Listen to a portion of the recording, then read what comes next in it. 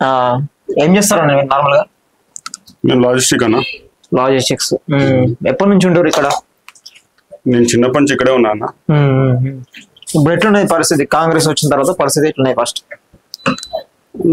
TRS ఉన్నప్పుడు వాళ్ళ style వాళ్ళది, కాంగ్రెస్ వచ్చింది వీళ్ళ స్టైల్ వీళ్ళది. కాకపోతే బీఆర్ఎస్ చేసినా కాంగ్రెస్ చేసినా ఎవరు చేసినా కానీ, ఏ గవర్నమెంట్ వచ్చి చేసినా కానీ ప్రజలకు మేలు చేయాలనుకుంటారు. వాళ్ళ పరిధిలో వాళ్ళ స్టైల్లో ప్రజలకు మేలు చేయాలనుకుంటారు. ఇప్పుడు ఒకరి స్టైల్ ఒకలా ఉంటుంది. ఈ ప్రాబ్లం సాల్వ్ చేయాలంటే నా వే ఆఫ్ స్టైల్లో నేను ఆలోచిస్తాను. మీ దగ్గర వచ్చినప్పుడు మీరు మీ వే ఆఫ్ స్టైల్లో మీరు దాన్ని సాల్వ్ చేస్తారు. కాకపోతే ప్రాబ్లం మాత్రం ప్రజలకు సాల్వ్ కావాలి. అది బీఆర్ఎస్ అన్నా కానివ్వండి, కాంగ్రెస్ అన్నా కానివ్వండి, ఏ గవర్నమెంట్ ఉన్నా ప్రజలు కోరుకునేది ఒకటే, మంచి ప్రజా సంక్షేమ కార్యక్రమాలు జరగాలి, అభివృద్ధి జరగాలి, పిల్లలకు ఉద్యోగాలు రావాలి. కాకపోతే ఒకటి అన్న, మన ఇండియాలో ఈ ఆఫర్లు స్కీములు తీసేయాలన్నా. ఎలక్షన్ టైంలో మీకు అది చేస్తాం ఇది చేస్తాం, వద్దు, అది మనకు వద్దు. తాత్కాలికం.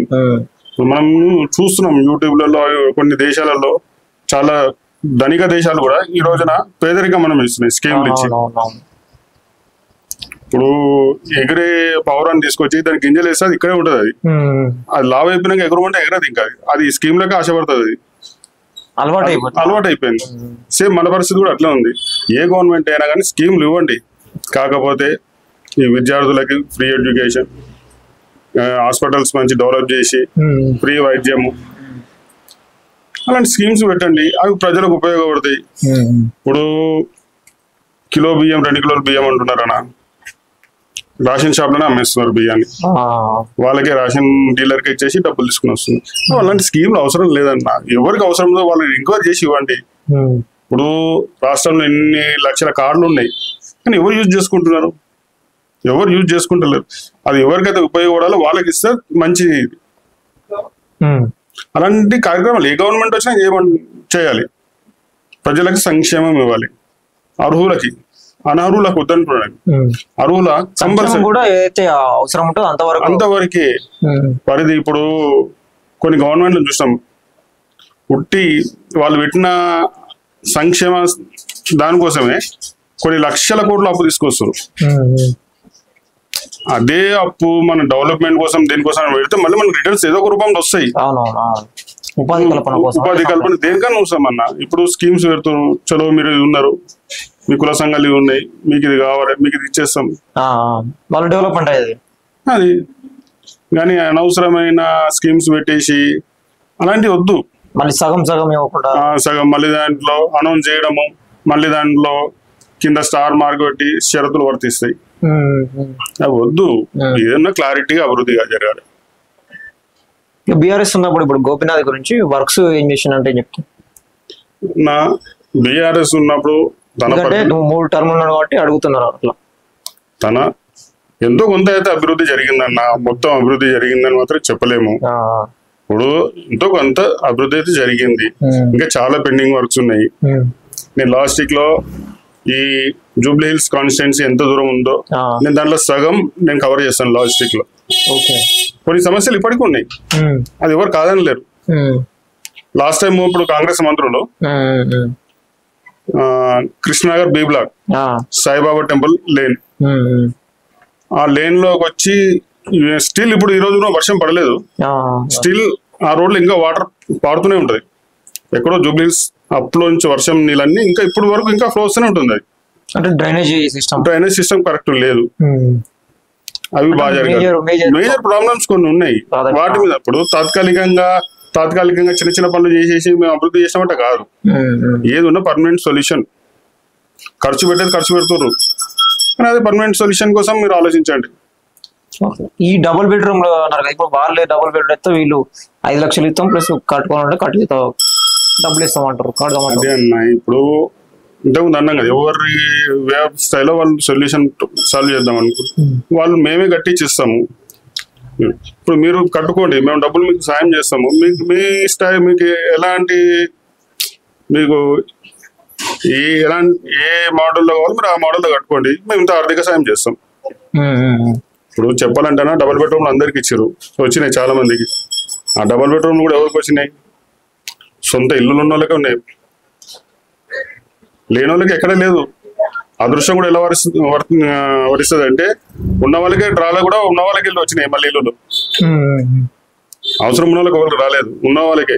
ఇప్పుడు పోతున్నారు మళ్ళీ దాన్ని ఏం చేయాలి, దీంట్లో మళ్ళీ బాత్రూమ్ సరి చేయించుకోవాలి, అది చేయించుకోవాలి, ఇది చేయించుకోవాలి, మళ్ళీ ఒక 5 లక్షలు ఖర్చు పెట్టుకుంటున్నారు. అది ఇప్పుడు సంక్షేమం పొందాలంటే కూడా ఇప్పుడు మళ్ళీ కావాల్సినవి రేషన్ కార్డులు కానీ ఇంకొన్ని ఆధార్ కార్డులు కొత్తవి కూడా కావచ్చు.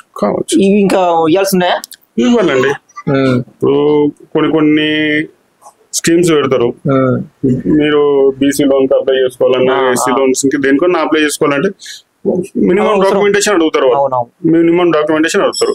దాంట్లో కూడా రాసింది ఒకటి అడుగుతారు. కాబట్టి అది లాస్ట్ టైం ఇప్పుడు డబుల్ బెడ్రూమ్ కానీ లేకపోతే ఇందిరాగాంధీ ఇల్లుల్లో కానీ కావాలంటే మీరు రేషన్ కార్డు కాపీ పెట్టమంటున్నారు.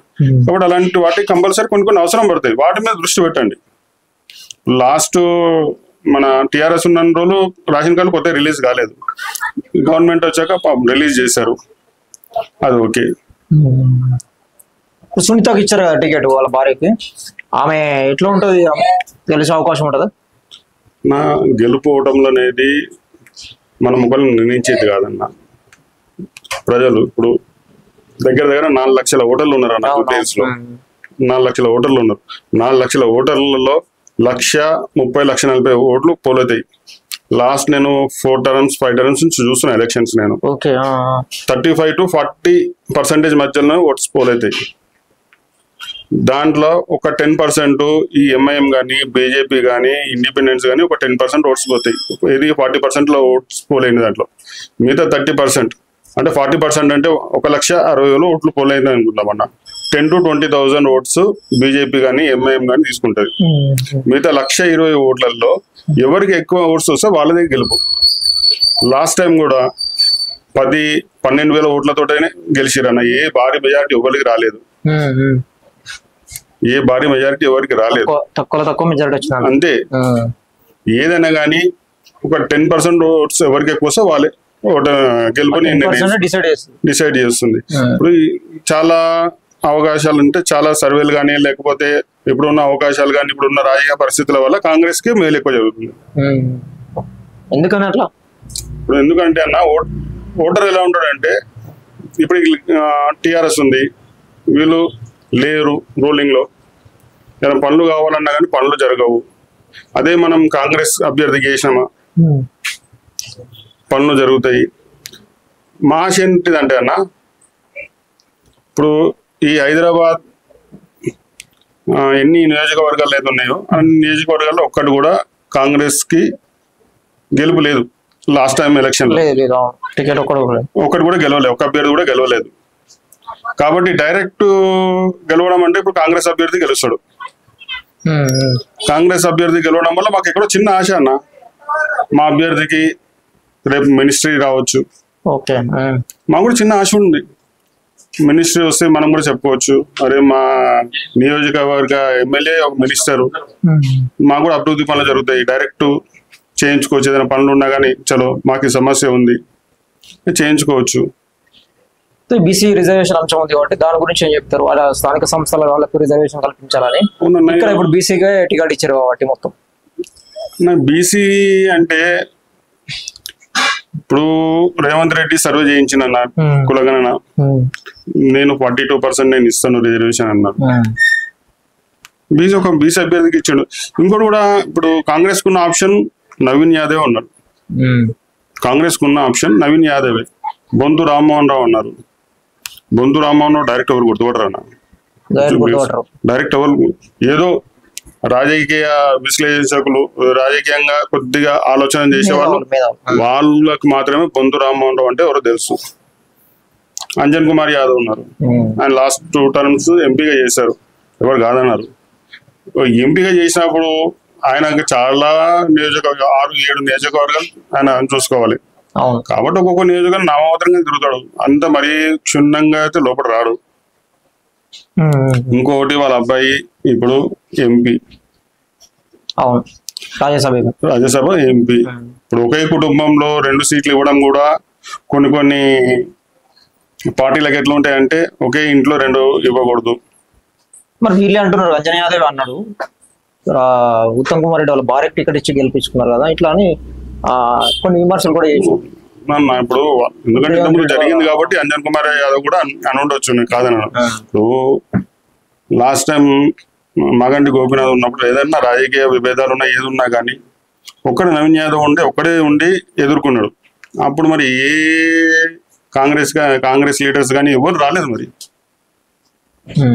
ఎవరున్నా ఏదైనా విమర్శించాలన్నా ఒక్కడే one and only Naveen Yadav. Age లో చిన్నోడైనా కానీ పరిజ్ఞాన జ్ఞానం చాలా ఎక్కువ ఉంది, ఎదుర్కొన్నాడు, ఆశపడ్డాడు. అతను 2-3 సార్లు ఆశించి కూడా దెబ్బతిన్నాడు అన్న చెప్పాలంటే. ఎంఐఎం నుంచి చాలా ఇంకా వచ్చేసింది సీటు, మేము అనుకున్నాం రాత్రి ఇంక ఈ రోజు నైట్ డిసైడ్ అయిపోతుంది సీటు, రేపు మార్నింగ్ అనేసి. ఈ మన అప్పుడు టిఆర్ఎస్ ఎంఐఎం ఒప్పందం దానివల్ల నాకు సీటు రాలేదు. ఆయన ఆలోచన ఏంది, ఏదో నాకు ఇంతమంది అభిమానులు ఉన్నారు, నన్ను ఇంతమంది అభిమానించే అభిమానులు ఉన్నారు, ఫాలోవర్స్ ఉన్నారు, వాళ్ళు ఏమనుకుంటారు, నేను వాళ్ళ కోసమైనా పోరాడాలి అని నామినేషన్ ఇచ్చిండు, ఇండిపెండెంట్ గా వేసిండు. కానీ తెలంగాణలో చరిత్ర సృష్టించిండన్న, ఏ ఇండిపెండెంట్ రాని ఓట్స్ ఆయనకు వచ్చినాయి. ఇప్పుడు ఈ రోజు కూడా చెప్తారు అదొకటే ఇప్పుడు మళ్ళీ ప్లస్ పాయింట్ అనేది. ఇప్పుడు లాస్ట్ టైం అజరుద్దీన్ వచ్చిండన్న, అజరుద్దీన్ అంటే ఇంటర్నేషనల్ ఫిగర్, అది నేషనల్ ఇంటర్నేషనల్ ఏదైనా వచ్చింది. కానీ ఆయన మైలేజ్ కి వచ్చిన ఓట్లు ఈయన కలిసినాక వచ్చిన ఓట్లు పర్సెంటేజ్ చాలా ఎక్కువ అన్న. మాక్సిమం ఈయన వల్లనే ఓటింగ్ శాతం పెరిగింది ఆయనకి. అది ఎవరు కాదనలేరు, కాంగ్రెస్ లో కూడా కాదనలేరు. సో ఫైనల్ గా అదే కాంగ్రెస్ ప్రభుత్వం, కాంగ్రెస్ గెలిచినా బీఆర్ఎస్ గెలిచినా, బీఆర్ఎస్ ఉన్నప్పుడు వాళ్ళు ఏం చేసారు, కాంగ్రెస్ వచ్చినాక ఇంకా రేవంత్ రెడ్డి ఏం చేస్తే బాగుంటుంది. ఇప్పుడు మనం ఇంతకుముందు మాట్లాడుకున్నాం, మనం కృష్ణనగర్ లో ఆ డ్రైనేజ్ వ్యవస్థ బాగాలేదు. అది చాలా ఇప్పుడు ఒక హాఫ్ అన్ అవర్ వర్షం పడ్డది అనుకోండి, ప్రతి ఒక్క టీవీ ఛానల్లో స్క్రోలింగ్ వస్తుంది. కృష్ణనగర్ లో మునిగిన ఇల్లులు, ప్రతి ఒక్క ఇప్పుడు లోకల్ డ్రైనేజీలు. ఇప్పుడు ఈయన లోకల్ ఇంటి పక్కనే, ఈయన సమస్య ఎక్కడో దూరం కాదు, ఇంటి వెనకకే సమస్య. అది ఈయన ఎందుకు చేయించకుండా ఉంటాడు? రేపు పొద్దున అక్కడి నుంచి అన్నా అని పిలిచినా కానీ వీళ్ళ ఇంటికి వినబడుతుంది గట్టిగా. కాబట్టి కంపల్సరీ చేయిస్తాడు. అలాంటి కొన్ని సమస్యలు ఉన్నాయన్న, సీఎం దృష్టికి తీసుకెళ్తాడు. అన్న నేను హామీ ఇచ్చిన, మన మినిస్టర్స్ హామీ ఇచ్చారు, మీరు కంపల్సరీ మీరు చేయించాలి, మీరు ప్రత్యేక దృష్టి పెట్టండి అన్న. మనం అధికారంలో ఉంది, మనకు ఛాన్స్ ఉందన్న, మనం అభివృద్ధి చేద్దాము, ఈయనకు ఛాన్స్ ఉంది. ఇంకొకటి అన్న, నవీన్ అన్న కోసం గ్రేట్ థింగ్ చెప్పాలంటే 6 డివిజన్లు ఉన్నాయన్న. ఈ నియోజకవర్గంలో 6 డివిజన్లు ఉన్నాయి. 6 డివిజన్లలో కూడా ప్రాబ్లమ్స్ తెలుసు, ఏ డివిజన్లో ఏం ప్రాబ్లం ఉంది, ఆ డివిజన్ ఎందుకు వెనుకబడుతుంది, ఇక్కడ ఏది చేస్తే బాగుంటుంది. ఆయన కూడా మంచి నాలెడ్జ్ ఉంది, ఎందుకంటే లోకల్. ఆయన చిన్నతనం నుంచే తిరిగిన గలీలు ఇవన్నీ, చిన్నతనం నుంచే తిరిగిన గలీలు. ఎవరో వచ్చి ఇంకోటి స్వతహాగా ఆయన ఆర్కిటెక్ట్, ఇంజనీర్, మంచి నాలెడ్జ్, టెక్నికల్ గా కూడా మైండ్ యూజ్ చేసే స్టేజ్ లో ఉన్నాడు ఆయన. ఒక ఆర్కిటెక్ట్, ఇంజనీర్. ఇది ఇక్కడ మనం ఇది చేస్తే 2వ రోజు మనకి ప్రాబ్లం ఇక్కడ రాదు అని సొంతంగా అధికారులకు కూడా సలహా ఇచ్చే స్థాయిలో ఉన్నాడు ఆయన. ఇప్పుడు కొంతమంది ఉన్నారు ఎమ్మెల్యేలు, వాళ్ళ పిఏలు, తర్వాత ఆఫీసర్స్ ఏం చెప్తే ఓకే అప్పుడు దానికోసం ఆలోచించి మాట్లాడతారు. ఇప్పుడు ఈయనకు ఓన్ నాలెడ్జ్ ఉంది కదా ఆ విషయంలో కూడా, కాబట్టి